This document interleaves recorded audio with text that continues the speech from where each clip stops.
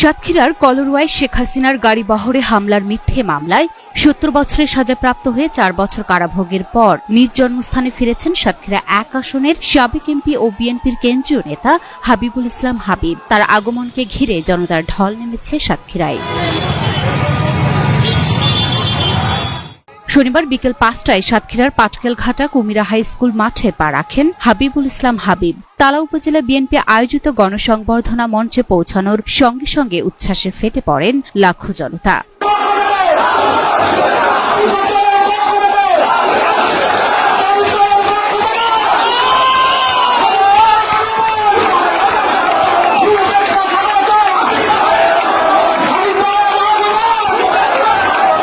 বিএনপির এই নেতার আগমনকে ঘিরে ছিল নানা আয়োজন। সড়কে নির্মাণ করা হয় শত শত তোরণ, ব্যানার, ফেস্টুন।